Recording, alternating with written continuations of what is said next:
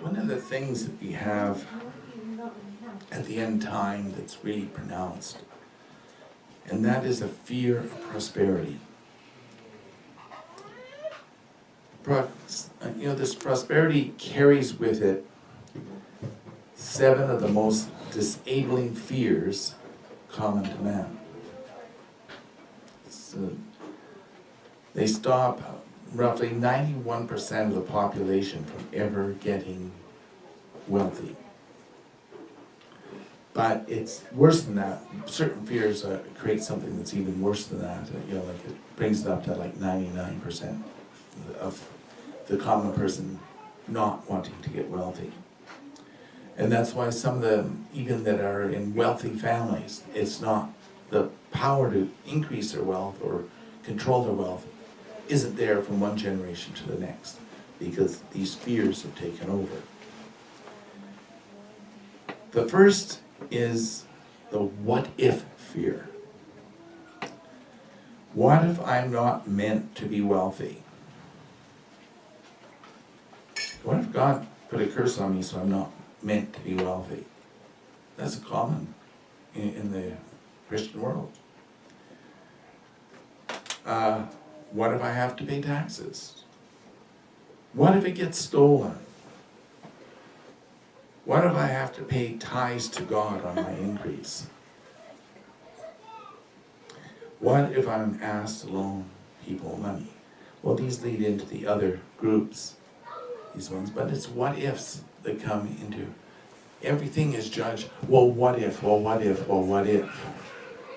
And then once you start using these what ifs, they become groups of fears that prevent wealth in your life. Group 2 is the fear of standing out as different.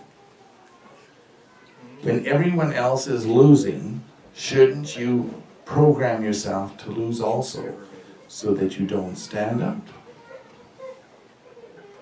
One has to belong to the majority peer group or stand out as different.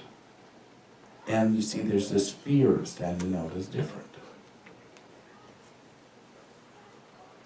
That's sad, but when you judge yourself or compare yourself, you always end up being in the group with the losers. In group 3 is the fear that friends and relatives will constantly seek to mooch off of you until you're broke again. So why bother to get wealthy? Again, this fear is solved by pre-planning and proper investment advice as to how to handle things. And most people are unwilling to set boundaries or follow a plan when they do have wealth, or when they're planning to get wealth. They haven't pre-thought it out as to what they're going to do with it. Oh, I have a plan. Okay? And the wonderful thing about this non-planning is that you can have the best thing and somebody can talk you out of it. When you haven't got this development plan of what you're going to do. Or you could destroy something to make sure that everybody that's involved will lose. And you don't win and they don't win, but you'll listen to somebody tell you something that is guaranteed to bring loss to everyone. And so the need to have this pre-planned and proper is something, but it's work. Or I'd have to write something out so I can understand it, and that's too much work. But it's okay to take $2-3 million loss, as long as you don't have to spend 5 minutes putting a plan together, right? Maybe for some people. Well, people that are jealous will always give you advice to lose by, or to cause loss for others. If they're jealous that you might succeed at something that they didn't succeed at, they will advise you, and it may sound logical, but advise you always to lose, not win. Group 4 is a fear that says someone else may prosper more than they have personally, so why bother putting an effort in if somebody else is still going to get more money than they are? Somebody's going to put more work effort into it and succeed more. Why should they bother to do anything? Because they won't be number one. Whoa. Again, it's under that comparisons. Prosperity comes from what you do, not from what you avoid doing.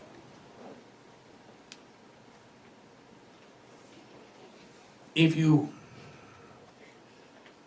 had an opportunity of going out and buying a piece of land that you knew had $10 million in gold buried on it, and you found it and covered it back up, you found this treasure of great price, and the land was for sale for $35,000, if you never make the effort to buy the land, is that gold there ever going to be yours? No. But if you bought it and you hold on to the land for a year and then discover that you found it there, it's your gold. Isn't that amazing? Treasures that are, if you just bought the land and just found it, it's still the treasure of the previous owner. But if you wait 1 year, it's your treasure. They were supposed to claim it if they had it and remembered it within the year. And they had 1 year to do it. Yeah. So, would that be a good investment? $35,000 out, $10 million in. Yes. But you know, most people will say no. What if they had to pay taxes? Yes. What if God wanted 10%? Right there. It's his. It's his to be on, all of it. You see, they won't take the move. They'll sit back and avoid doing anything so they don't have to pay taxes, and they don't have to tithe, and they don't have to help anybody, and they don't have to be concerned about being prosperous. They'll let it rot in the ground rather than buy the land, which they could probably turn around and sell again, just put a little development on it. And they won't do anything. That is what has become a very common thing in this TV age. Sit back and let somebody entertain you rather than use your head to be productive and helping others. These type of fears that you prefer to wallow in sloth and hope that someone will look after you or make you look good by giving you a bunch of money without you having to do anything, are a very common problem in today's age. You know, it's just, well, it's a welfare society. You just wait for the state to make you wealthy. The state never makes anybody wealthy. They make you poor, they enslave you, but they never make you wealthy. Group 5, the fear of the responsibility to steward money correctly. Just like the man who buried his talent so he would not have to see it grow, is what this is referring to. The guy with 5 talents put it to work and doubled it. The guy with 2 talents doubled his and was rewarded for it. But the guy that buried it got no reward, and what he did have was taken away from him. Well, approximately 80% of all people have the fear, this type of fear. And it is why they seek the job just above bankruptcy to be their guide. That's what JOB stands for, just above bankruptcy. Oh, just over broke. Yeah, or just over broke. So instead of investing in prosperity's ways, they invest in bankruptcy. They invest in debts. That's why the Canadian American government believe that they can spend their way out of debt. Impossible. But as part of this, well, we don't have to be responsible. We can just make more debts and spend our way out of it. Doesn't happen. Whether a talent for success is buried, or an opportunity is buried, or an idea given to you by God is discarded, people cling to this fear of responsibility. They don't want to be responsible to steward. Rather than trust in the hope that, hey, I've been given this, that means I got some talent there that I can use to cause prosperity to flow my way.